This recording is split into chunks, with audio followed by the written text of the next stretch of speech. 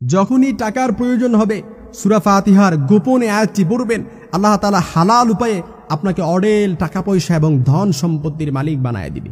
এটা আমার কথা না, সূরাতুল ফাতিহার এত বৈশিষ্ট্য, এত মর্যাদা, এত ফজিলত, আপনি এর বৈশিষ্ট্যগুলো, এর ফজিলতগুলো পড়লেই আপনি সহজেই বুঝতে পারবেন।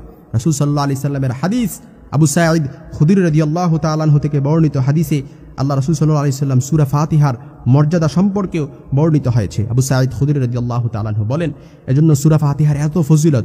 কোরআন আল কারীমের সর্বাধিক মর্যাদা মণ্ডিত সূরা হচ্ছে সূরাতুল ফাতিহা, যে সূরা তাওরাতেও নাজিল হয় নাই, ইনজিলেও নাই, জাবুরেও নাই, এবং কোরআন আল কারীমে এই সূরার তুলনীয় আর কোনো সূরাই নেই। এই সূরা এমন এক বিশেষ নূর যা ইতিপূর্বে কোনো নবীর উপর, কোনো নবীকেই এই সূরা দেওয়া হয়নি। কোরআন আল কারীমে সর্বপ্রথম একেবারে পরিপূর্ণ সূরা হচ্ছে, নাজিলকৃত সূরা হচ্ছে সূরাতুল ফাতিহা। সূরা ফাতিহা পারি না এরকম কেউ নাই। যখনই টাকার প্রয়োজন হবে তখনই সূরা ফাতিহার গোপনে আয়াতটি পড়বেন। যখনই কোনো কিছুর প্রয়োজন হবে তখনই সূরা ফাতিহার গোপনে আয়াতটি পড়বেন। সূরা ফাতিহা কবে যে মুখস্থ করছি আমরা নিজেরাও জানি না। সবাই সূরাতুল ফাতিহা পারি। আলহামদুলিল্লাহি রাব্বিল আলামিন, আর রহমানির রহিম, মালিকি ইয়াউমিদ্দিন, ইয়্যাকা না'বুদু ওয়া ইয়্যাকা নাস্তাঈন, ইহদিনাস সিরাতাল মুস্তাকিম, সিরাতাল্লাযীনা আন'আমতা আলাইহিম গায়রিল মাগদুবি আলাইহিম ওয়ালাদ-দাল্লিন। আমিন। এই সূরাটা পড়বেন। এই সূরাটার মধ্যে গোপন একটা আয়াত রয়েছে, এই আয়াতটা পড়বেন। আবু সাঈদ খুদরি রাদিয়াল্লাহু তাআলা আনহু বলেন, একদা এক সফরে আমাদের এক সাথী জনৈক গোত্রপতিকে শুধুমাত্র সূরা ফাতিহা পড়ে ফু দিয়ে সাপের বিষ জাড়েন ও তিনি সুস্থ হন। এজন্য এই সূরাকে রাসূল সাল্লাল্লাহু আলাইহি সাল্লাম রুকিয়া বলেছেন। কোনো অসুস্থ ব্যক্তিকে সূরা ফাতিহা পড়ে ফু দিবেন, সাথে সাথে ভালো হয়ে যাবে, সাথে সাথে ভালো হয়ে যাবে। কোনো মুমূর্ষ ব্যক্তিকে সূরা ফাতিহা পড়ে ফু দিবেন, ওই মুমূর্ষ ব্যক্তি যদি হায়াত থাকে আল্লাহ তাআলা তাকে সুস্থ করে দিবেন। সূরা ফাতিহা পরিপূর্ণ ইখলাস আল্লাহর উপর রাখতে হবে। আপনার ইখলাস একটুখানি যদি দুর্বল হয়, আপনি যদি বললেন সূরা ফাতিহা পড়ে আর কি হইব, এটা তো সব সময় শুনি, এরকম একটুখানি যদি আপনার মনের ভেতর সূরা ফাতিহার প্রতি অনীহা আসে, বুঝতে হবে আপনার ইমানে গন্ডগোল আছে, আপনার ইমানেও দুর্বলতা চলে আসবে, আপনার ইমান প্রশ্নবিদ্ধ হয়ে যাবে।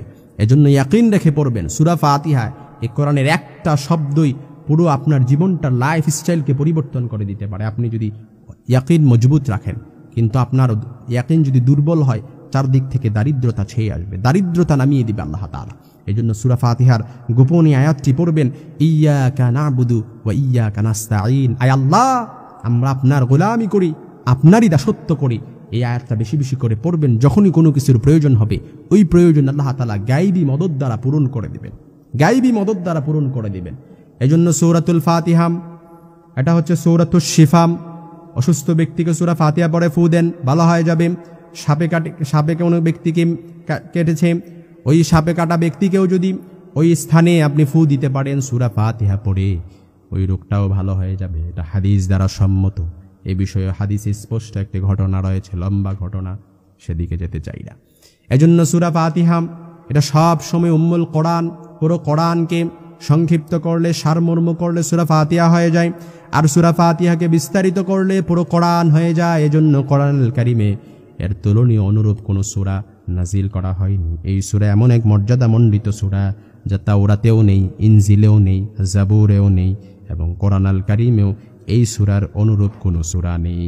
এই সূরাটা পড়বেন, আল্লাহ তাআলা গায়বী মদদ দ্বারা আপনার সব কিছু আল্লাহ তাআলা পূরণ করে দিবে। এই সূরার গোপনীয় আয়াতটা পড়বেন, ইয়্যাকা না'বুদু ওয়া ইয়্যাকা নাস্তাঈন। মুনাজাতের মধ্যে সব সময় পড়বেন, সূরা ফাতিহাও পড়বেন, এই আয়াতটি বেশি বেশি পড়বেন। আল্লাহ তাআলা তৌফিক দান করুক।